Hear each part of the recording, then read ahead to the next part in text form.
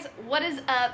It is late. Wanted to sit down and record this with you because this is story time with me. So for today's story, it is gonna be ghost stories. So I have a ton of ghost stories, but this is probably one of my most scariest, creepiest encounters that I've had. So there will be more ghost stories in October for Halloween, but I wanted to get on here because this is what you guys wanted to see. You wanted to see this ghost story. So let's just, instead of babbling, let's just jump into it. This happened in Arizona. I graduated high school in Arizona. I went to Buckeye, and this happened around that area. I was 18 years old. This happened in Surprise, Arizona, which is probably 30-40 minutes from Buckeye. And I was house sitting. So we have some family friends in Arizona. They've been married for who knows how long, but they wanted to go on a vacation, just the two of them. So they asked me if I would house sit for them and watch their cat and their dogs.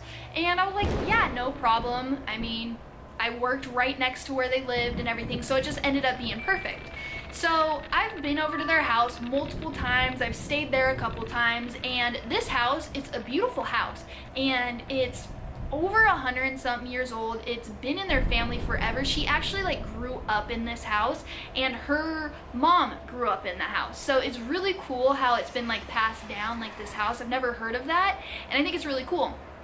But there's also been in this, with this house, a ton of deaths in this house. Well, there's one death that happened at this house, and it was a murder. So when she was young, I believe she said she was 6 or 7, her uncle was actually murdered in the house that she lives in now. And you're probably like, why did the family keep this house? And I don't know, it's just, they wanted to keep it, it's sentimental to them. I don't know the full details, if they ever found out who did it, if they caught the person or what, but they always said that they always hear things in their house, and lights will go on and go off, and no big deal. And I've actually witnessed in their house seeing lights flicker on and off.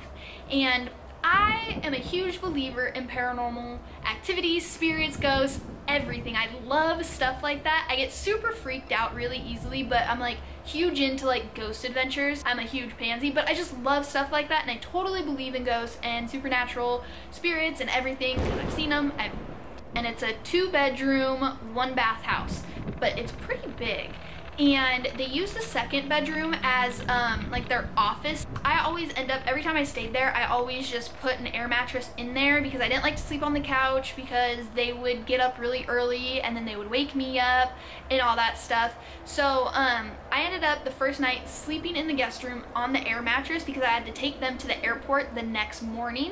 So I just, the whole time, just slept in the guest room, no big deal. And it's actually really dark and quiet and peaceful in there because I like it when it's completely dark so I can sleep. And so the first night they were there, everything was fine. And the second night, I just got off work working a double. I was a server at the time at a sports bar, and I was exhausted, but you know when you're just so tired but your mind is just wide awake, you can't fall asleep? That happened to me. So I was actually out in the living room, probably about 2 or 3 in the morning, watching TV. And in the kitchen, they had they remodeled this house, so they made it open concept, so you could from the living room you could see into the kitchen. And I just had the overhead light in there, from the microwave on, just to so there's a little light, you know. And I had their cat laying on my chest, and their 2 dogs were passed out, just like Russell is right now. And their cat never meows, their dogs never bark, super easy animals. And just petting the cat, and all of a sudden the cat's eyes just get wide, and it's just darting back and forth, just choo, choo, choo. And I'm like, okay, whatever, no big deal. And then one of the dogs, and Zeus kind of perked up and was like, what the heck? So at this point I'm like, okay, he's perking up, there's something they see or they hear. And like I said, Arizona, there's a ton of wildlife, and where they live close to Camelback Mountain, which is in the desert. So there's snakes, cougars, mountain lions, whatever is in Arizona. There's anything that can get you will get you. So I'm thinking, okay, it's probably just a wolf or a coyote, not a wolf, but a coyote or something. Think nothing of it. All of a sudden, the light goes off and then it goes back on. So I'm like, oh, what was that? Now I'm starting to panic a little bit. So I'm like, okay, this is weird. So I just kind of like sit up a little bit and just like look around, and I don't see anything. So like 10 minutes go by and Zeus lays down and the cat finally like calms down. An hour later, I want to say this was about like 3 o'clock at this point, that's when the cat started like, that was bad, but you know, like that creepy like growl they get when they're scared, and her hair was just standing straight up. And I'm like, what the frick? And at this point, both the dogs are up and they're barking. They do not bark. They are barking, like freaking out. So I'm scared. I'm like, what the heck is going on? And they're like all looking into the kitchen. And I'm like, what? Okay, there's a slider. So like the kitchen's here and there's a sliding glass like right here so you can let them out. But they're not looking like to the side towards the glass. They're looking like straight into the kitchen, barking and growling and freaking out. And I'm just like, oh, what the heck? So now in my mind, I'm like, okay, you can either just grab your keys and just run out the door and get in your car and sleep in there, and just, or you can just kind of look, see if there's anything there and be rational. So I was like, okay, you're gonna rationalize, Cheyenne, you're fine, you're fine. So I did one of these where you slowly turn your head. Oh my gosh, I shouldn't have done that. I should have done option 1 where I just grab my keys, run out the car, or run to the car. Because when I slowly turned, right when my eyes hit where the fridge was, which would be like dead center, so say like I'm turned like this and I look and you're the fridge, dead center, just like that. I looked and there was a freaking like black shadow, probably about like 5'11", 6 feet tall, that walked in front of that fridge, like out through the door, because there was not the door, but the hallway, like the entrance to the dining room was this way. So it literally walked right in front and then through the dining room. I was done. Done. Had it? Nope, not today, not happening. So I ran and turned all the lights on, because at this point I was like, this ain't happening. So at this point I was like, oh no. So I turned all of the lights on in this house and I was like, nope, I didn't see anything. Nothing happened. Nope. So the next morning I called our family friend and I told her what I saw, and she informed me that that is actually pretty normal in their house, and she informed me that it was her uncle and not to be worried. So, you know, on the phone I'm playing it cool, like, okay, no big deal. I didn't see anything. I'm only here like a couple more nights. It's fine. So the next night comes around and now I'm just a little more paranoid. So I'm like, okay, you know what? I'm just gonna call it a night tonight. It's like 12 o'clock. Just gonna go lay in the room, just chill on my iPad. That's it. So I was just done. So I go to the guest room, laying on the air mattress, and I have my iPad and I'm watching some TV because they didn't have a TV in there or anything. So I was just watching the TV and I fell asleep, and then I woke up and it was like 2 o'clock, and I got up because I had to go to the bathroom. And you know, like when you just walk and you just feel like something or somebody is just watching you the whole time. And so on my way back from the bathroom, like you have to go down this long hallway, and leaving the bathroom, I booked it. I just ran to the other room and like just jumped in the bed because I was so scared. Like, you guys ever do that where you just like run like, ha, you can't catch me? That's what I did, like a total little kid. So I'm still freaked because I still feel just like something watching me. So at this point I have my iPad on, like the lights on, the lights in the room are off, so all you have is the light from the iPad. So I'm like, okay, if it can't see, or if I can't see it, it can't see me. So I threw the covers over top of me and was just watching my iPad, like my little, I don't know what I was watching, but I was watching something.